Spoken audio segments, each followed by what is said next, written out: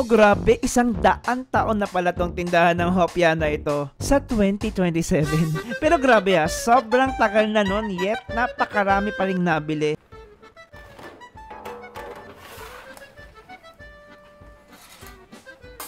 Institusyon na nga yan sila at napakaraming kumakain ng hopya na to. Tignan mo naman yan, tradisyonal ang pamamaraan nila sa pagluluto ng hopya, kagaya nitong pugon na 50 years old na pala yan siya. Pero gamit na gamit pa rin na talagang ang lakas ng apoy. Ang galing nga nito ni Kuya. Talaga namang hindi siya nahihirapan kahit napakalaki ng apoy na yan.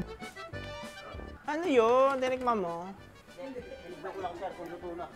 Oh, quality check yun. Oo. Sabi ng jowa mo, buti pa daw yung hopya, chine-check mo siya, hindi.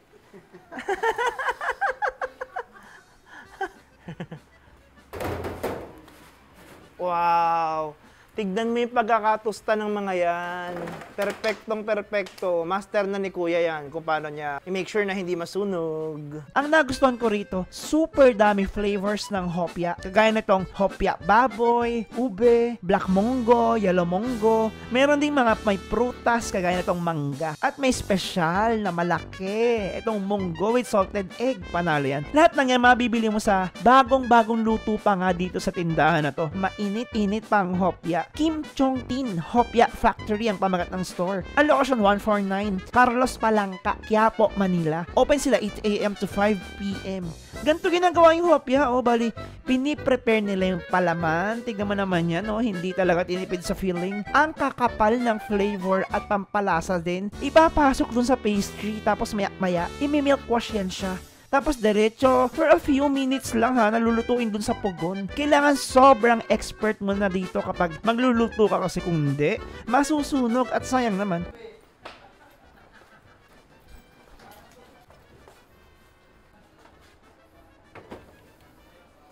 Ano po yan? Oh. Kaya eto, di na ako nakatiis. Tinikman ko yan sila isa-isa. Hopyang munggo na dilaw. 60 pesos, 7 peraso.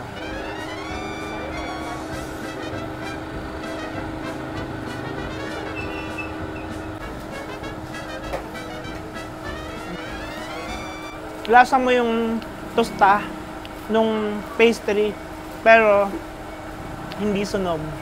May smoky taste pa rin kasi nga gawa nung pugon. Tapos ang sarap nung munggong feeling na ginamit, hindi ganun katamis. Malinamnam. Salted egg hopya.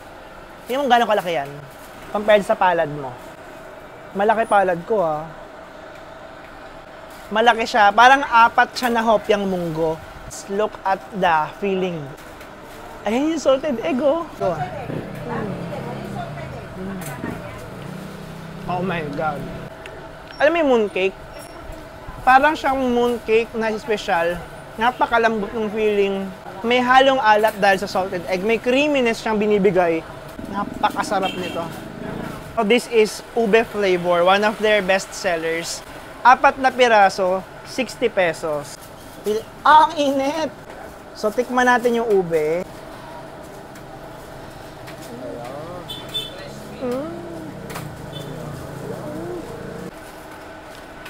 Hindi siya sobrang overpowering. Kasi meron pa rin siyang component ng konting alat. Yun yung nagbibigay sa kanya ng linamnam. At yung kulay niya, hindi OA. Katamtaman lang, hindi bright na violet. Sobrang sarap. Meron silang yellow na hopya, munggo, at meron din silang black. Kasi yung black, yun yung red beans, pang dessert talaga. Normally, mas matamis yan siya. And then yung yellow naman na munggo na ginagamit nila, yun yung pang gisa-gisa, pang ulam ng Pilipino, pero nilagay din nila sa hopya. For now, susubukan natin yung black munggo. Halika, mapakita ko sa'yo. Meron siyang linga, tingnan mo. Out of all their hopya, ito lang yung may linga, sesame.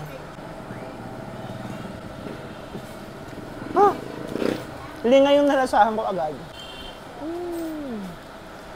Favorite ko to.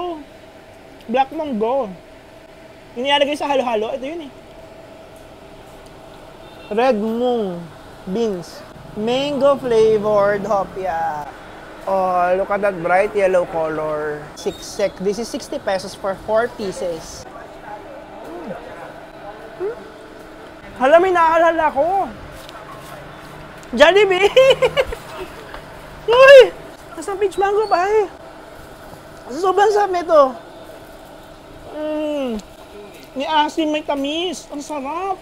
Fruity na fruity. At ito yung masasabi kong Pinoy na Pinoy yung timpla. Sarap. And last but not least, baboy. Kuya Pengi. Itong bagong luto. Alam mo, wala na ako nalalasahan kasi ang tatamis nung kinain ko kanina. Yun lang.